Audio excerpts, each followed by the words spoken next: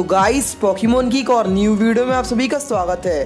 तो Pokemon world में बहुत सारे ऐसे ट्रेनर्स हैं, बिल्कुल ऐश केचम के जैसे, जो पोकेमोन लीग चैंपियन बनना चाहते हैं। पर गेम्स में चैंपियन बनने के लिए ट्रेनर्स को पूरे 8 जिम लीडर्स को हराने के बाद में एलाइट 4 को भी हराना पड़ता है।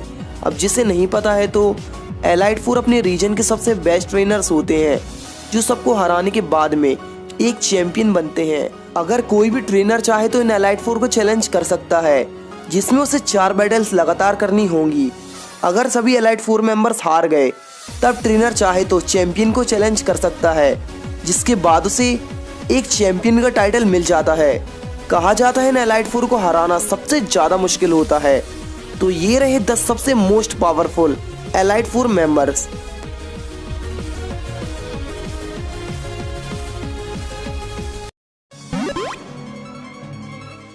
नंबर 10 में है बेरथा। पूरे 7 जनरेशन्स में और पूरे एलाइट 4 में बेरथा एक लौती ग्राउंड टाइप की स्पेशलिस्ट है।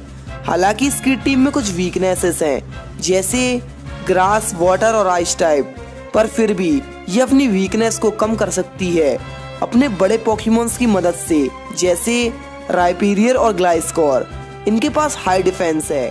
अपने बड़े पोकेमॉन्स के कॉम्बिनेशंस के साथ ही इसका हिप्पोडॉन यॉन यूज कर सकता है। इस यॉन से अपोनेंट का पोकेमॉन सो जाता है और इसके बाद बेरथा की टीम आसानी से अपने सबसे स्ट्रॉन्गेस्ट ग्राउंड टाइप मूव का यूज कर सकती है। ये अटैक है अर्थक्वेक।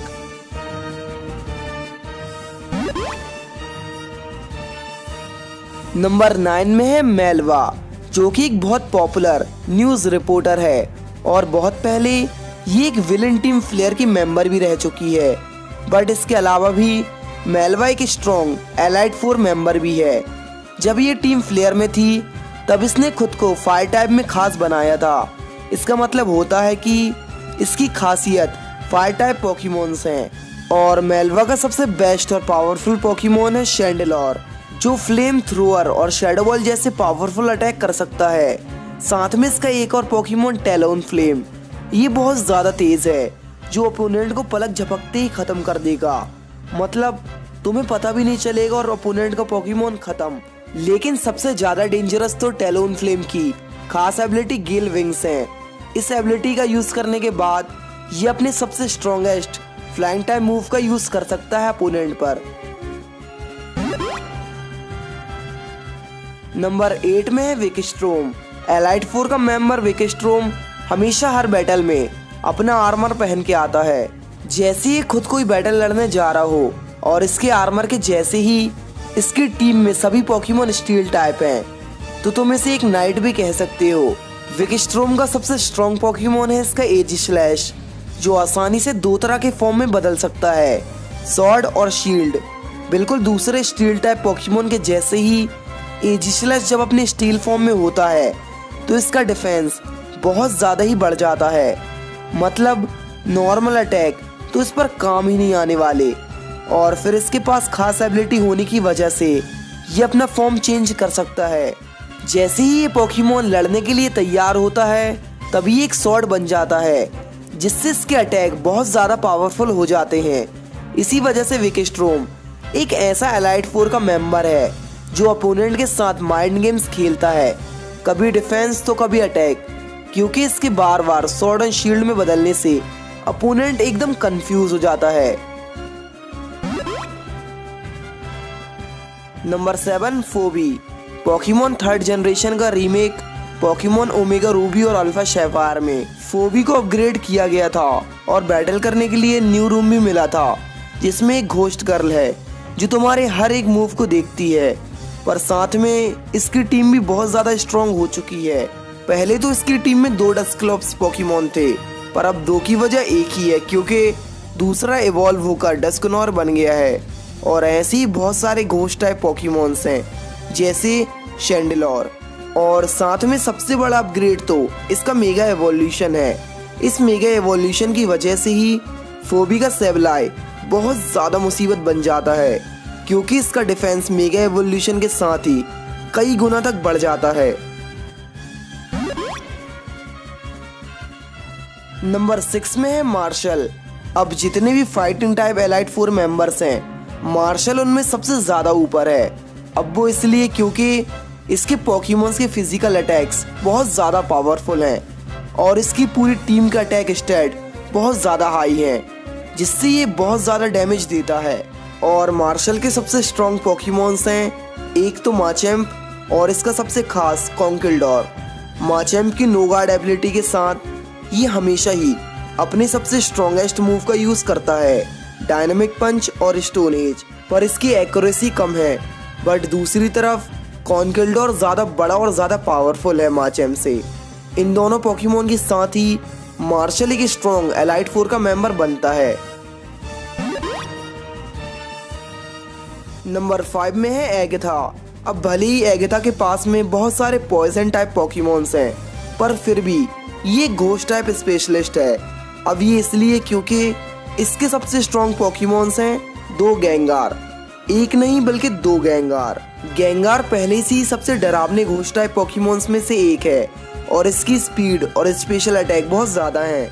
जब ये बैटल करता है तब ये अपनी सुपर स्पीड से अपोनेंट के हमला करने से पहले ही उस पर शैडो बॉल से हमला कर देता है।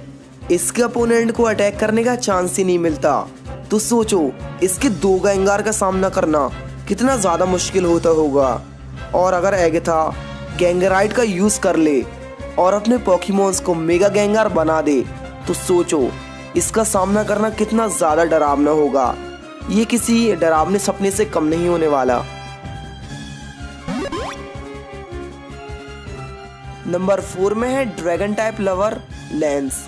तो जब लेंस के पास पोकेमॉन चैंपियन का टाइटल नहीं था, तब वो आखिरी एलाइट 4 का मेंबर हुआ करता था जनरेशन 1 के गेम्स में, और ये हमेशा से ही ड्रैगन पोकेमॉन्स को पसंद करता है। और इसलिए सभी जानते हैं लेंस का सबसे खास पोकेमॉन और इसका एक वफादार दोस्त ड्रैगनाइट है।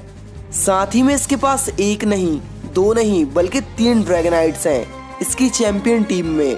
पर लेट्स गो ईवी और पिकाचू में इसकी एलाइट 4 टीम में सिर्फ एक ड्रैगनाइट है और बाकी के बच्चे पोकेमॉन्स सभी के सभी ताकतवर ड्रैगन टाइप्स हैं, जैसे एक्स एक्सक्यूटोर और मेगा चार्जार्ड एक्स। बस इसका एक पोकेमॉन ही मुझे समझ नहीं आता इसकी टीम में, जो ना ही ड्रैगन है और ना ही पूरा इवॉल्व पोकेमॉन। अब गाइस नंबर 3 के लिए मैंने चूज किया है कैथलिन को, क्योंकि कैथलिन एक बहुत जेंटल और प्रिंसेस जैसी एलाइट 4 की मेंबर है। पर इसे कम बिल्कुल भी मत समझना, क्योंकि ये सबसे ज़्यादा खतरनाक टीम्स वाली एलाइट 4 में से एक है। इसकी साइकिक टीम बहुत ज़्यादा अच्छी तरह से बैलेंस्ड है, मतलब सभी पोकेमॉन्स के अपने अलग काम हैं। कैथलिन का मुशारना और गोथडेल के पास में सपोर्टिव मूव्स हैं, जैसे हिप्नोसिस और फ्लैटर, जिससे अपोनेंट अपना काबू खो देता है। जिसके बाद में मुशारना रिफ्लेक्ट का यूज़ करता है, जिससे कैथलिन की पूरी टीम के डिफेंस बहुत ज़्यादा देर के लिए हाई हो जाते हैं। और इसी टाइम में जब डिफेंस एकदम हाई होता है ना, तो अल्काज़म और गोथडेल जैसे पोकेमॉन्स अपनी पूरी पावर से अटैक करते हैं। यहाँ तक कि जब रिफ्लेक्ट का असर ख़त्म भी हो जाता है, तब भी कैथलिन के पास बहुत बड़े पोकेमॉन्स हैं, जैसे रियोनिक्लस और मेटाग्रॉस, जो अपने अपोनेंट को ख़त्म करते हैं। नंबर 2 के लिए मैंने चूज किया है ग्रिम्सली को। भले ही शायद ग्रिम्सली एक डार्क टाइप का स्पेशलिस्ट हो, पर इसकी टीम की सबसे खास चीज ये है कि इसका हर एक पोकेमॉन डार्क होने के साथ ही अलग टाइप का भी है, मतलब डार्क के साथ साथ दूसरा टाइप भी। इसी वजह से ग्रिम्सली के पास में ज़्यादा वैरायटी है ऑफेंसिव और डिफेंसिव में। और ये भी याद रखो कि इसकी टीम में कोई भी वीक नहीं है, हर पोकेमॉन अपने आप में ही पावरफुल है। इसके पास वैसे ही साइडो लेजेंडरी जैसा टैरेंटार है, जो वैसे ही बहुत ज़्यादा डरावना है। लेकिन ग्रिम्सली की सबसे बड़ी कमजोरी है फाइटिंग टाइप पोकेमॉन्स, पर इससे बचने के लिए भी इसके पास एक बहुत शानदार फ्लाइंग टाइप हॉन्चक्रो है। और बाकी के बचे कमाल के पोकेमॉन्स हैं, एक ताकतवर विशार्प, क्रोकोडाइल, हॉर्नडूम और स्क्राफ्टी। ये सभी पोकेमॉन्स मिलकर एक स्ट्रॉन्ग टीम बनते हैं। तो फाइनली नंबर 1 पर ऐसा एलाइट 4 का मेंबर है जिसे हराना एक ट्रेनर के लिए सबसे ज्यादा मुश्किल होता है। ये ट्रेनर के लिए सबसे बड़ी मुसीबत होती है। ये कोई और नहीं बल्कि ड्रेक है, एक ड्रैगन टाइप लवर बिल्कुल लेंस के जैसे ही इसे भी ड्रैगन्स पसंद है, पर लेंस से एकदम अलग। ड्रेक की टीम में पोकेमॉन वर्ल्ड के सबसे ज्यादा माइटीएस्ट ड्रैगन्स हैं।